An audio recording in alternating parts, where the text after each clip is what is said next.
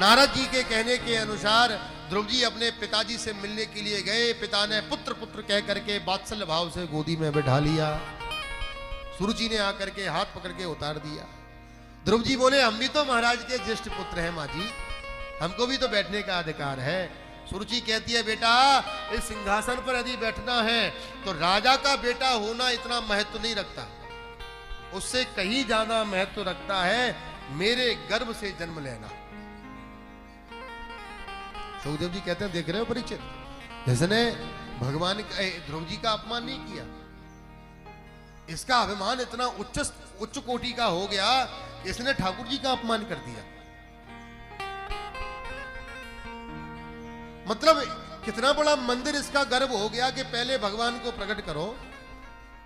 वो कहती है कि जाओ बैठना है ना तुमको, तो पहले तपसा आराध्य पुरुषम, उस परम पुरुष का आराधन करो, वो प्रकट हो जाए तो कहना कि हे प्रभु अगला जन्म मुझे सुरुचि मां के गर्भ से जन्म दो, तब गद्दी पर बैठोगे। तो इसका गर्भ कितना बड़ा मंदिर हो गया। क्षत्रिय पुत्र था, खून खोल गया महाराज, लेकिन सुनीति ने संभाला। सुनीति बोली, बेटा सुनो, जड़ चेतन गुण दोषमय विश्व कीन करता, हंस बनो, जल अलग करो दूध अलग करो, मोती चुंगो, तुमको क्या करना है इन सब चीजों से। क्या बोला उसने, उनने बोला था कि जाओ भगवान का भजन करो। सुनीति बोली, बाप रे, ये कोई नाराज होने की बात है, ये तो कितनी उत्तम कोटि का ज्ञान दिया है तुमको। बेटा जीवन का सच और सार्थक उसी में है जो गोविंद की चरण शरण ग्रहण करता है। फिर उनने कहा था गर्भ में जन्म लेना वो तुम्हारा विषय नहीं है, तुम केवल अभी चित्त एकाग्र करो भगवान के भजन पर। माँ जी ठाकुर जी कहां मिलेंगे। सुनीति मैया कहती है, बेटा ये पूछ भगवान कहां नहीं है।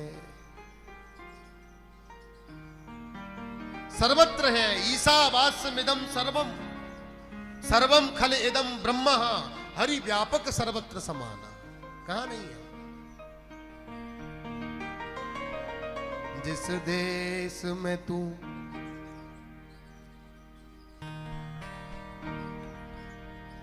कहां नहीं है भगवान। सागर से उठा बादल बनकर, बादल से गिरा पानी बनकर, फिर नहर बनी नदियां गहरी, तेरे नाम अनेक तू एक ही है। चींटी से अणु परमाणु बना, सब जीव जगत का रूप लिया, अनेक अनेक रूपों में विद्यमान है। महाराज मध्य रात्रि में ध्रुव जी चले गए। नारद जी ने देखा, देखो तो सही क्षत्रिय पुत्र को, देखो तो सही, थोड़ा सा मां ने क्या छेड़ दिया, भगवान को भजन करने निकल पड़ा। नारद जी परीक्षा लेने लगे, ओ बेटा इधर आओ, कहां जा रहे हो। भजन करूंगा भगवान का। अच्छा, जंगल में परीक्षा ले रहे हैं नारद जी। जंगल में बड़े बड़े हिंसक जीव जंतु रहते हैं, तुम्हारा अहित हो जाएगा, अमंगल हो जाएगा। ध्रुव जी बोले, मेरी मैया कहती है शेर में भी भगवान रहते हैं, सर्प में भी ठाकुर जी रहते हैं। अच्छा भाई, भोजन कितनी बार करते थे घर में। कहा 3 बार। कौन कराता है। माता जी कराती हैं। भाव कौन सी मैया बैठी है तेरी। ध्रुव जी कहते हैं, जब दांत नहीं तब दूध दियो,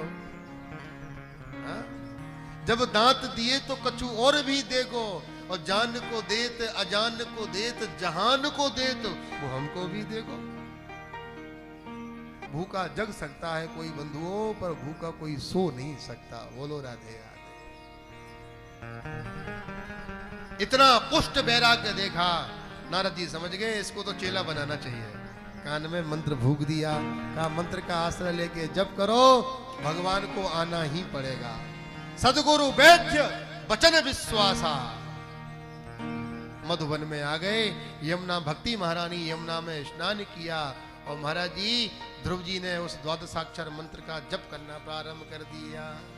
ओम नमो भगवते वासुदेवाय, ओम नमो भगवते वासुदेवाय, ओम नमो भगवते वासुदेवाय, ओम नमो भगवते वासुदेवाय।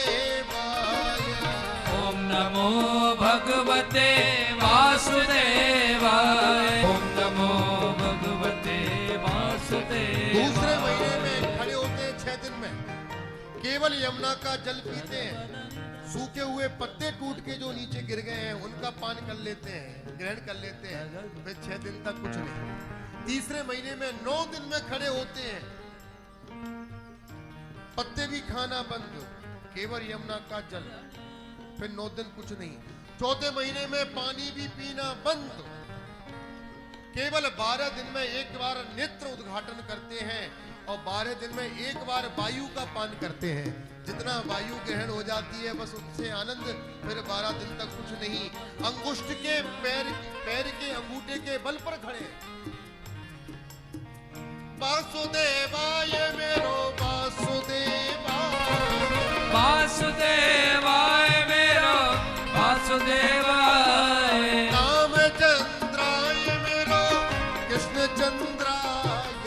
रामचंद्राय मेरो कृष्ण चंद्राय। मेरो राधा वल्लभाय मेरो कृष्ण वल्लभाय। राधा वल्लभाय मेरो कृष्ण वल्लभाय। ओम नमो भगवते वासुदेवाय। ओम नमो भगवते वासुदेवाय। ओम नमो भगवते वासुदेवाय। ओम नमो भगवते वासुदेवाय। ओम नमो भगवते वासुदेवाय। ओम नमो भगवते वासुदेवाय। 5वें महीने में ऐसा प्राण वायु खींची, पूरे संसार की प्राण वायु रुक गई। बड़े बड़े देवता दानव को श्वास लेने में तकलीफ होने लगी। देवता घबराने लगे कि ऐसा क्या हो रहा है, कौन क्या कर रहा है। घबराते घबराते ब्रह्मा जी के पास गए। महाराज जी श्वास लेने में बड़ी प्रॉब्लम होती है। ब्रह्मा जी बोले यही हालत हमारी है। नारायण के पास गए। सरकार भगवान जाने कौन तपस्या कर रहा है, किस कामना से कर रहा है। आहा, हमको श्वास लेने में बड़ी दिक्कत होती है। भगवान बोले भैया कोई किसी कामना से नहीं कर रहा। एक बाल भक्त, एक मेरा बाल भक्त केवल मेरे दर्शन करने के लिए मेरा भजन कर रहा है। शास्त्रकार कहते हैं, सुखदेव जी कहते हैं, परीक्षित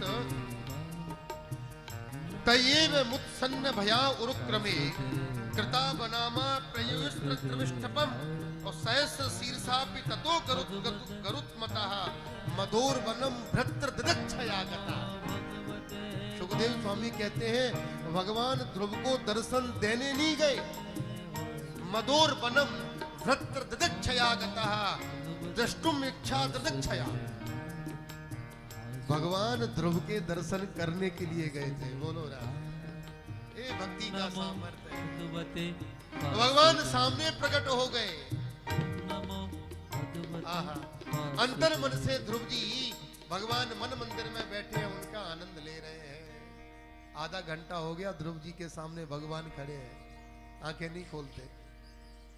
भगवान की जब अंतर छवि अंतर ध्यान हुई तब ध्रुव जी ने छटपटा करके नेत्र खोले। ओ भैया मेरे ठाकुर जी कहाँ गए, मेरे प्राणधन कहाँ गए। और जो देखा जो भीतर थे वही बाहर खड़े हैं।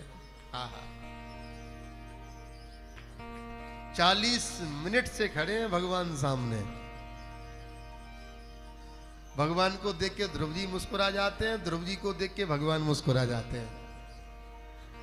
ध्रुव जी ने मन में सोचा पिताजी से माताजी से भी खूब सारी बातें वहीं और गुरु जी से भी हमने खूब सारा ज्ञान दिया। भगवान ऐसे मिल जाएंगे वैसे मिल जाएंगे ये तो सबने बता दिया, पर भगवान मिलने के बाद में क्या करना चाहिए जी कोई नहीं बता के गया। बोलना बहुत कुछ चाहते हैं पर आता नहीं है, शब्द नहीं है। भगवान ध्रुव जी को देख करके हंस रहे हैं। देख तो सही भोले भंडारी है, अंदर कामनाओं का तो उबार उठ रहा है लेकिन मुख से नहीं निकल सकता। भगवान तो बड़े दयालु हैं। भगवान ने अपना पांचजन्य शंख ध्रुव जी के गाल से स्पर्श किया। स्पर्श बालम कृपया कपोले, कपोल से स्पर्श किया। ओ भैया और जैसे ही शंख का स्पर्श हुआ, ध्रुव जी के हृदय में वेद वेदांत का सार एकत्रित हो गया। बोलो राधे राधे। 12 अक्षर का मंत्र दे गए थे गुरु जी, लेकिन ध्रुव जी ने आज 12 श्लोकों में भगवान का वंदन किया। योऽन्तः प्रविश्य मम वाचमिमां प्रसुप्तां संजीवयत्र खिल शक्तिधरा स्वधाम्ना अन्यास्य हस्तचरण श्रवणत्वगादि प्राणान्नमो भगवते पुरुषाय तुभ्यम्। ध्रुव जी कहते हैं, प्रभु जीव बिना आपकी कृपा के न तो एक शब्द बोल सकता है, न एक कदम चल सकता है, उसकी कोई सामर्थ्य नहीं है। जन्म लेते ही जो गूंगा पैदा होता है, प्रभु आपकी कृपा हो जाती है तो बड़ी बड़ी मंचों पर भाषण देने वाला बन जाता है। जो लूला लंगड़ा पैदा होता है, माता जी जबरदस्ती बिठा देती है तो लुढ़क जाता है, लेकिन आपकी कृपा हो जाती है माधव, तो वो बड़े बड़े उच्चस्थ शिखरों पर चढ़ाई करने वाला बन जाता है। किसकी कृपा से? मूकं करोति वाचालम पंगुम लंघयते गिरिम यत्कृपातमहं वन्दे परमानंद माधवम्। मूक होय बाचाल पंगु चढ़ई गिरवर गहन जासु कृपा सुदयाल द्रवऊ सकल कलमल हरन। बिना आपकी कृपा के कैसे हो सकता है?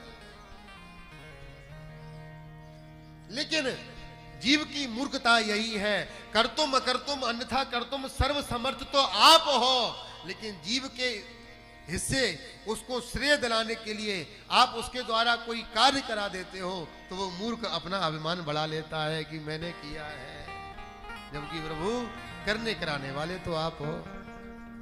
एक अनुभव की बात आपको बताते हैं, प्रैक्टिकल की।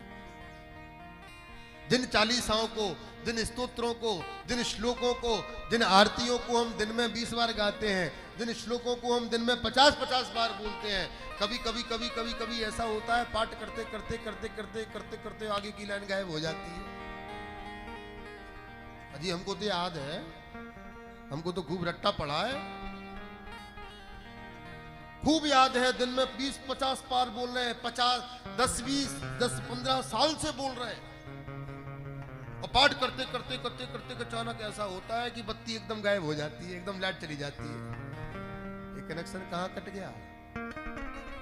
ये उसी ईश्वरीय सत्ता का आभास है कि बेटा करने कराने वाले तो हम हैं। चित्त भ्रंश कैसे हो गया? बहुत सुंदर स्तुति करी ध्रुव जी महाराज ने। बाद में भगवान ने ध्रुव जी से कहा कि जाओ 37,000 वर्ष तक राज्य सुख का पालन करो, ये हमारा आशीर्वाद है, जाओ मजे करो। ओ महाराज जी, ये राजा बाजा नहीं बनना, जाओ हमारा प्रसाद है। वही ध्रुव जी को पिता माता की लंपटता में, स्त्री लंपट स्वभाव के कारण उत्तानपाद उस समय कुछ बोल नहीं सका, लेकिन आज गोविंद की कृपा हो गई तो उत्तानपाद पूरे समाज के सहित स्वागत करने आ गए। जा पर कृपा राम की होई, ता पर कृपा कर ही सब। महाराज ठाकुर जी की कृपा से यदि सामर्थ्य यदि आपको प्राप्त हो जाए तो आप में कितने भी अवगुणों के भंडार हो आप, लेकिन आप केवल गोविंद के कृपा पात्र बने हो तो आप संसार के सिद्धांतों में गिनती हो जाएगी आपके उन अवगुणों की।